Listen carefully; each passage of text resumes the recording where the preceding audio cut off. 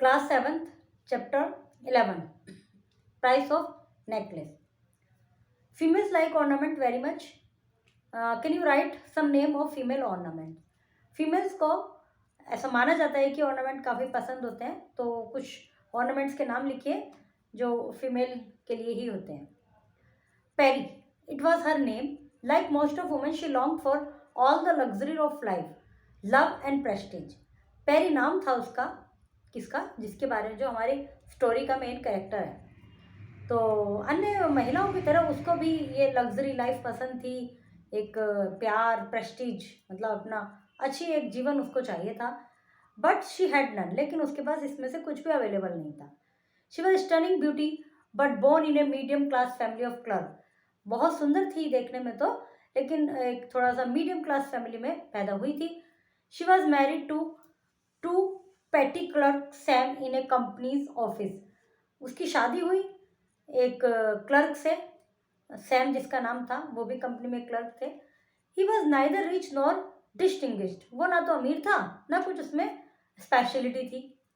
The शेबी walls of her apartment and one chair made her sad.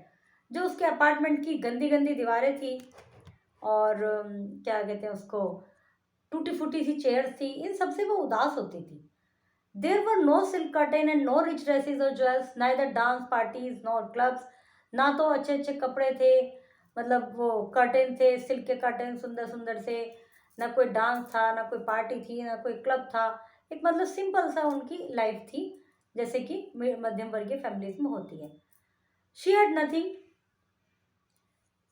Nothing which she desire to deeply. उसके पास कुछ भी नहीं था जिसकी उसको एक डीपली डिजायर रहती थी. Whenever she visited any of her rich friends, she became more gloomy. She wept for whole days from despair. जब भी अपनी किसी रिच फ्रेंड को देखती थी तो वो और परेशान हो जाती थी और वो फिर पूरा पूरा दिन निराशा में रोती रहती थी. One evening Sam return with large envelope in his hand. एक दिन सैम जो उसके हस्बैंड थे अपने वर्क से लौटे, अपने उनके हाथ में एक एनवलप था. Here is something you always long for. तो उन्होंने कहा उसको देते हुए कि यहाँ कुछ है जिसकी तुम्हारी हमेशा इच्छा रहती है. He said. She quickly draw out a printed card. उसने तेजी से एक प्रिंटेड कार्ड निकाला. It was an invitation for a grand party at the managing director house. तो उनके उसका मन करता था पार्टीज वगैरह में जाने के लिए, तो फाइनली उन्हें एक इन्विटेशन आ गया. अब थोड़ा जो मीडियम क्लास फैमिली होगी वो हाई क्लास फैमिली में की पार्टी में जाने में भी संकोच करेगी, लेकिन फिलहाल उनके यहाँ जो है इन्विटेशन आ गया है. उसने उसको कहा भाई तुम्हारी हमेशा से इच्छा रहती थी पार्टी में जाने की, देखो मैनेजिंग डायरेक्टर के यहाँ से पार्टी का हमारे यहाँ कार्ड आया है. Perry threw the card on the table. What do you suppose I want with that.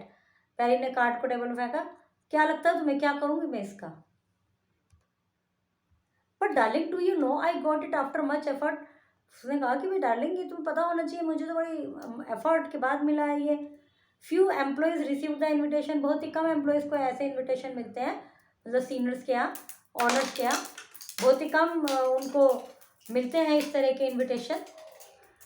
This is great occasion for you going out. All great people of the city will be there.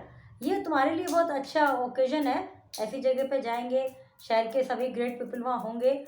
She looked at him with an irritated eye and muttered what do you have to wear in such a grand party. तो उसको इन सब चीज़ों से irritated आई से उसको देखा और फिर बोली क्या पहनोगे इतनी बढ़िया पार्टी में, इतनी बड़ी पार्टी में क्या पहनना है हमें, ये तो सोचो. मतलब दिमाग में आ ही जाता है, कहीं ज़्यादा अच्छी जगह से पार्टी का इनविटेशन आ जाए कोई भी, तो ये भी समस्या हो जाती है कि अब पहने क्या. Why the dress you wear on weekends it looks very pretty. तो उसने कहा जो ड्रेस पहनते हो, वीकेंड पे पहनती हो तुम ड्रेस, वो भी बड़ी सुंदर लगती है. सैम ने रिप्लाई दिया. तो Perry's eyes became wet with tear. उसकी आंखें आंसू से गीली हो गई. My dear Sam said what is the matter. क्या हुआ, क्यों परेशान हो. उसने पूछा क्या मामला है. Nothing, only I have no dress for such party. Give your card to some colleague whose wife is better equipped than I. She said somehow controlling her voice. उसने कहा कुछ नहीं हुआ, तुम ये जो अपना कार्ड है ये अपने किसी ऐसे क्लिक को दे दो, अपने किसी सहकर्मी को दे दो जिसकी वाइफ बेटर इक्विप्ड हो, मतलब उसके पास अच्छे अच्छे कपड़े हो, ज्वेलरी वगैरह हो, सब कुछ हो उसके पास.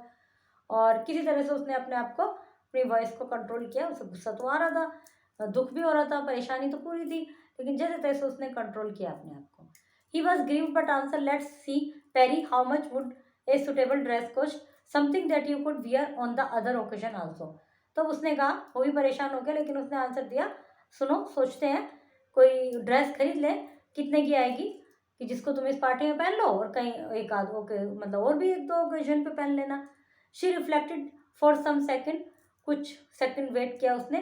Then she said in a hesitating voice, it may cost about 400 franc. तो उसने कहा कि ये कम से कम 400 जो वहाँ की मुद्रा है, जो वहाँ की ये है, जो वहाँ का जो रुपी है, उनको ये बोला जाता है। उसने हिचकिचाते हुए कहा कि 500 फ्रैंक, जो अपना ये ड्रेस आएगी ये 500 फ्रैंक की आएगी।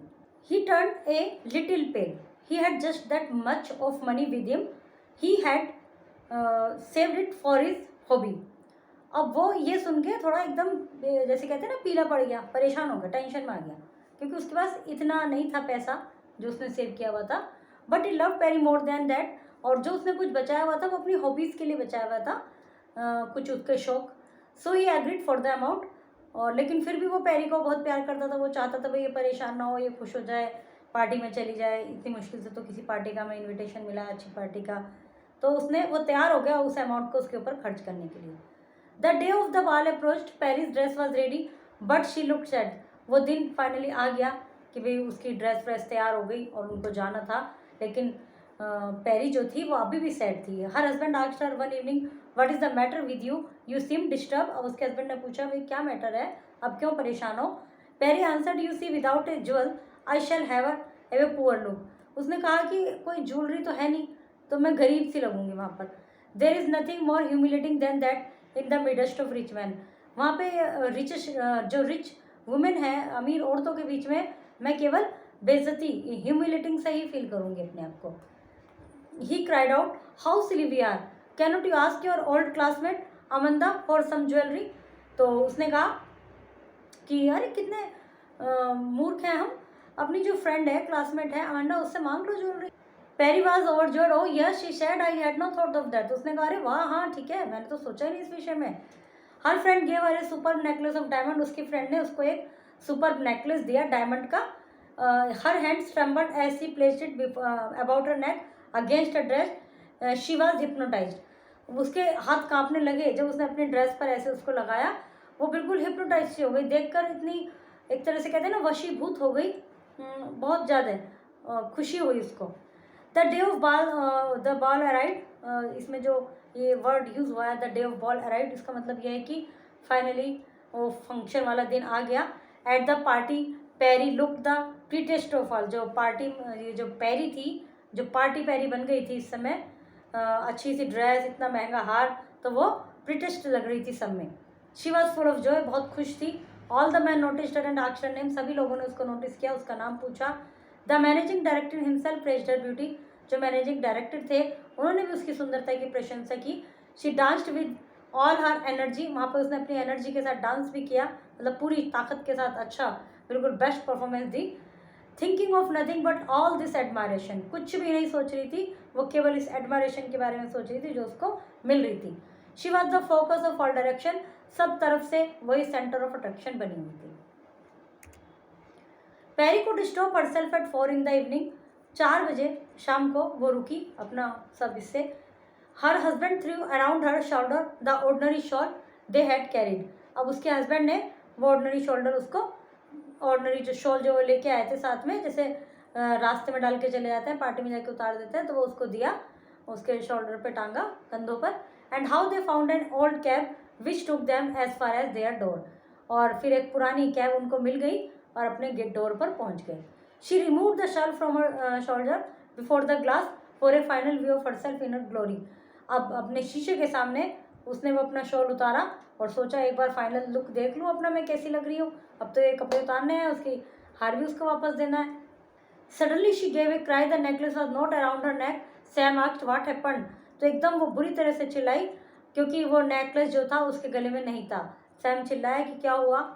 She turn towards him, Amanda's necklace where has it gone, उसने ऐसे करा कि कहाँ गया।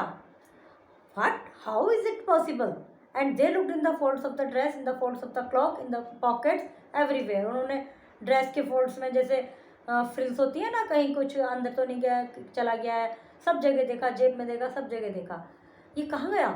Are you sure you still had it when we left the place? जब हमने उसका घर से निकले थे, प्लेस को छोड़ा था, तो जब था तुम्हारे गले में? Yes I felt it was we come out. हाँ, ये था उस समय। तो जब कोई चीज़ खो जाती है तो हम सबसे पहले यही सोचते हैं कि उस समय था क्या, उस समय था क्या, ऐसा सोचते हैं कि जब मैंने ऐसे फील किया था क्या। तो ऐसे ही उन्होंने हिसाब लगाना शुरू कर दिया। They did not notice the number of the cab.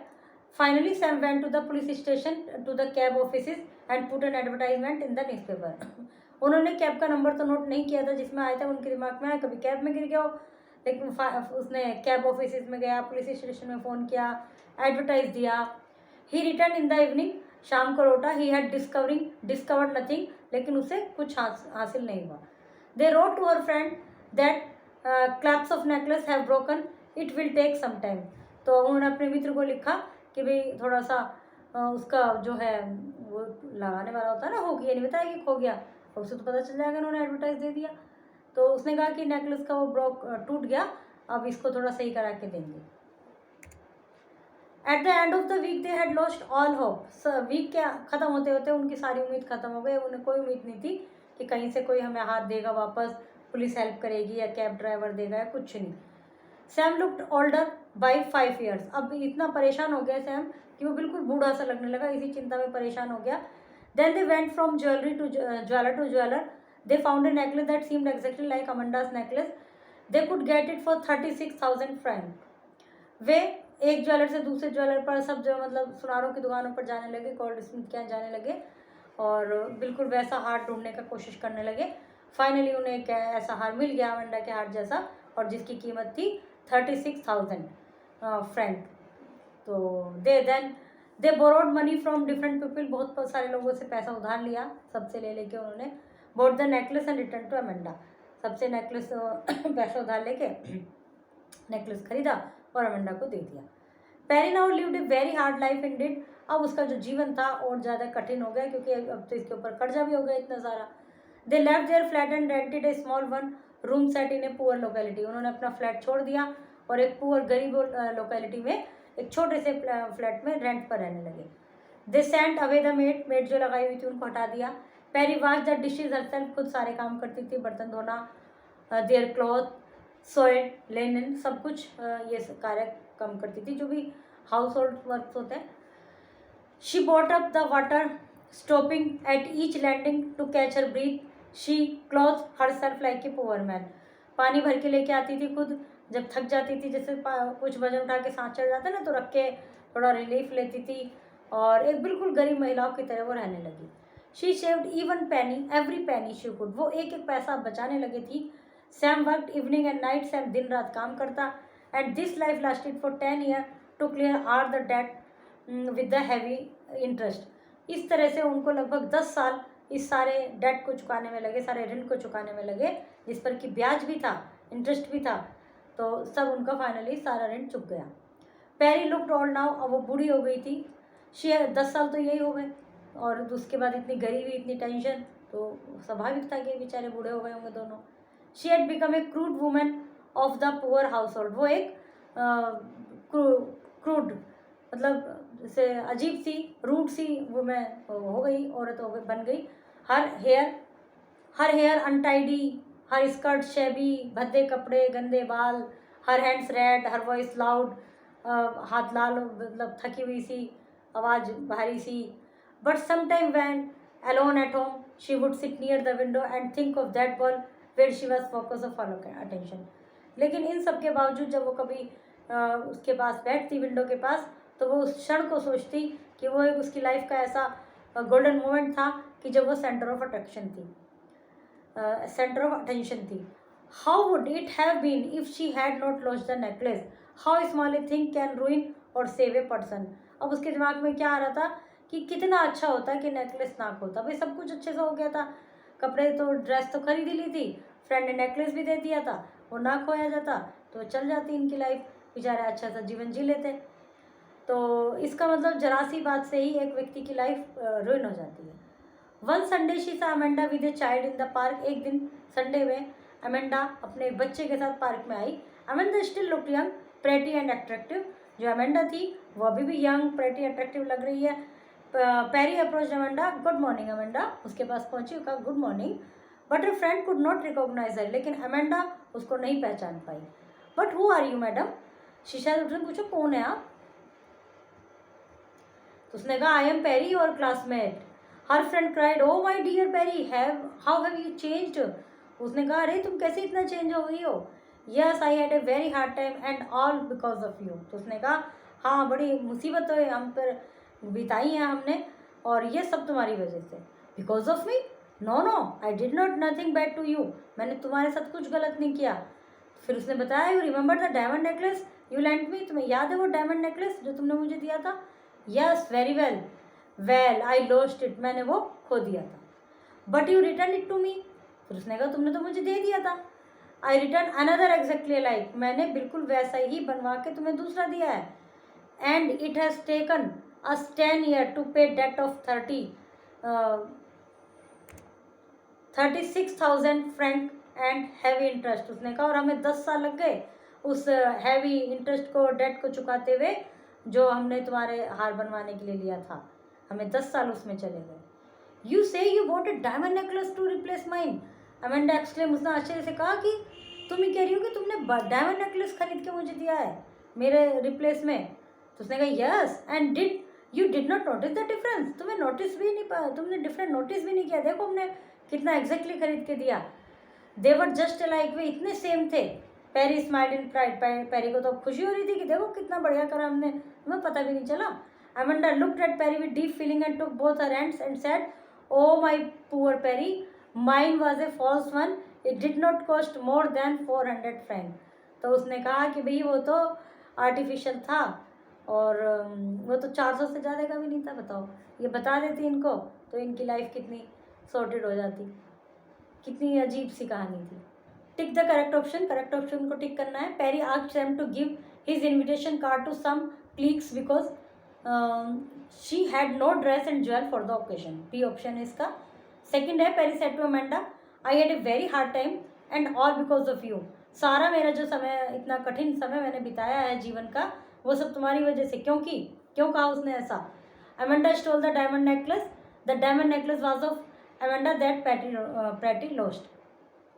Perry lost. वो अमेंडा का था डायमंड नेकलेस जो कि पैरी ने खोया था, तो इसलिए उसको वापस देना था. तो इसलिए उनका जो स्ट्रगल थे बहुत ज़्यादा हुए. Fill in the blanks with correct word. Correct word से फिल इन द ब्लैंक्स को फिल कीजिए. Think and answer. How can you say that Perry was the focus of all attention in the party. ऐसा कैसे कह सकते हैं आप कि पेरी जो है सेंटर और फोकस ऑफ ऑल अटेंशन थी पार्टी में. और सोचिए, इसका भी आपने स्टोरी पढ़ी है तो क्यों लगा ऐसा. Perry had made a mistake by not talking to Amanda about the diamond necklace that she lost. Comment on the sentence. Perry ने एक मिस्टेक कर दी थी कि जब उसका नेकलेस खो गया था तो उसे अमेंडा से बता देना चाहिए था. कुछ वो देख सकते थे वो. तो यही शायद सेंटेंस वो इसमें गड़बड़ हुई. तो इस पर आप अपने व्यू लिखिए. कई बार ये भी हो जाता है कि डर भी लगता है बताने में, और मान लो वो तब भी झूठ बोल देती कि हाँ मेरा तो डायमंड का था, ना वो एक्सेप्ट करती कि मेरा तो आर्टिफिशियल है तो आर्टिफिशियल दे दे मुझे. वो कहती नहीं मेरा तो डायमंड का था, डायमंड का ही दे. तो तब भी वही कहानी रहती. तो आपको अपने विचार लिखने हैं, इसमें कुछ भी हो सकता है, जो भी आपके माइंड में वो लिखिए आप. Why did Perry weep in despair. Perry क्यों रोई. What did Sam bring in the envelope. Envelope में सैम क्या लेके आया. How did Sam arrange money for Perry party dress. Sam ने पेरी की पार्टी ड्रेस के लिए मनी कैसे अरेंज किया था. How did Sam and Perry arrange money to return Amanda's necklace. उन्होंने अमंडा का नेकलेस लौटाने के लिए मनी कैसे अरेंज किया. What made Perry life hard after she return Amanda's necklace. Perry की लाइफ क्यों हार्ड बन गई जब उसने अमंडा का नेकलेस रिटर्न कर दिया था. How did Perry know that Amanda necklace was a false one. Perry को फाइनली कैसे पता चला कि वो नेकलेस आर्टिफिशियल था या फॉल्स था. Write the meaning of the following word. सब चैप्टर में आए हैं, इनके मीनिंग लिखिए. We can make new word by adding the suffix to verb and other words. हम वर्ब में या अन्य शब्दों में सफिक्स ऐड करके नया वर्ड बनाते हैं. जैसे रन, तो ER रनर. इन्वेंट आविष्कार, inventor. Word runner is formed by adding suffix ER the verb run. Word inventor is formed by the adding suffix or to the verb invent. Now you have to form nouns from the following verb by adding, जैसे call, caller, ball, bowler, invent, inventor, इस तरह से R-E-R-O-R ये करके. When the stress is laid on the real doer of an action, जब किसी वाक्य में जो स्ट्रेस है वो रियल डूअर पर है, सब्जेक्ट पर है, जो कि एक्शन को करने वाला है. The verb use is called an active voice. तो वो सेंटेंस जो उसमें वर्ब यूज होती है वो एक्टिव वॉइस की वर्ब कहलाती है. When the stress is laid on the action, जब स्ट्रेस एक्शन पे लेड हो जाता है and not the real doer, doer पर नहीं रहता, the verb used is called in passive voice. तो वर्ब पैसिव वॉइस की कहलाती है. जैसे Anuj respect the teacher, active voice. The teacher is respected by अनुज.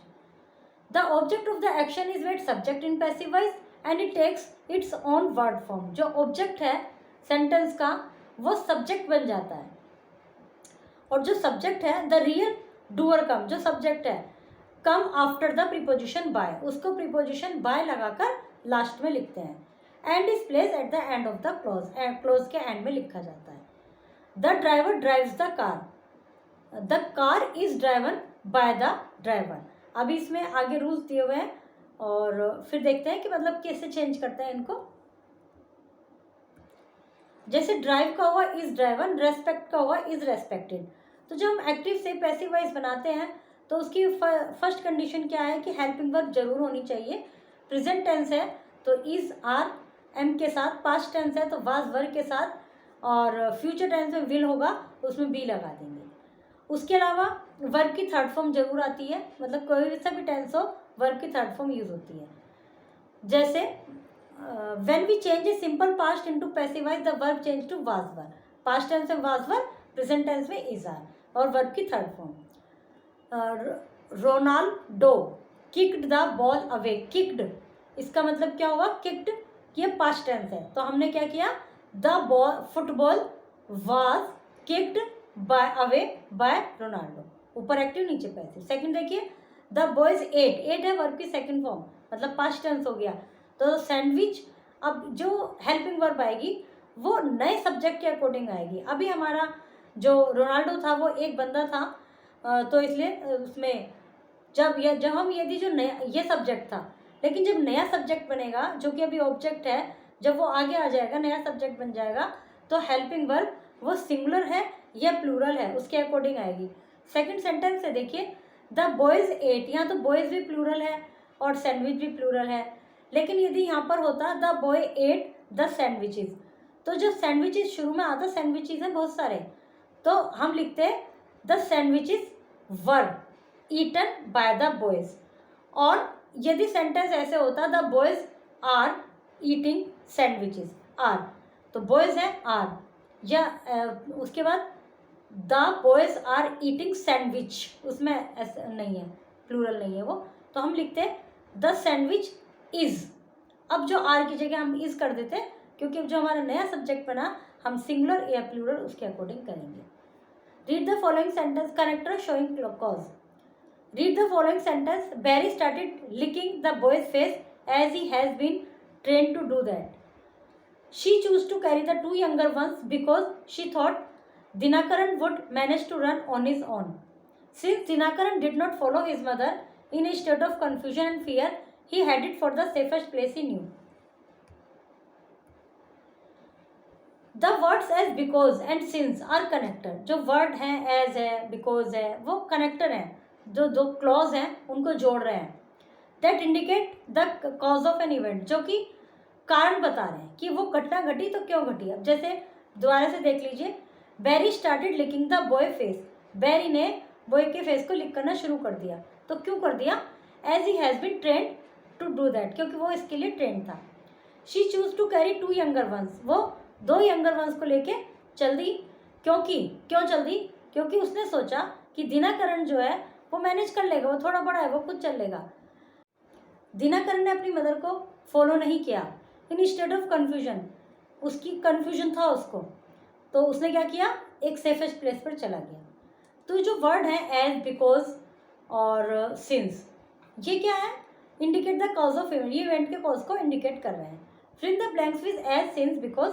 अब ब्लैंक्स में ये वर्ड फिल कीजिए जो जहाँ सुटेबल है. The thief fell into the pit while running across the field. The police manage to catch him. Since the thief, वो उसमें गिर गया था इसलिए पुलिस उसको मैनेज कर पाई. और because the thief fell into, नहीं यहाँ पे वही आएगा, सेंटेंस के बीच में आता है तो यूज़ कर लेते हैं बिकॉज. तो इस तरह से इनको फिल करना है as since because. Now you have to change the given sentence into passive voice. अब पैसिव वॉइस में चेंज करना है. She cooks the food for us every day. Subject क्या है इसमें? शी. वर्ब क्या है? कुक्ड. और ऑब्जेक्ट क्या है? The food. Subject verb object. जो सही सेंटेंस का परफॉर्मा होता है वो सब्जेक्ट वर्ब ऑब्जेक्ट होता है. जब पैसिव वॉइस में बनाते हैं तो जो ऑब्जेक्ट है उसको नया सब्जेक्ट बना देते हैं, द फूड. अब इसके बाद हमने जाना है कि हेल्पिंग वर्ब जरूर लगाते हैं. तो हेल्पिंग वर्ब कौन सी लगेगी? कुक्स है.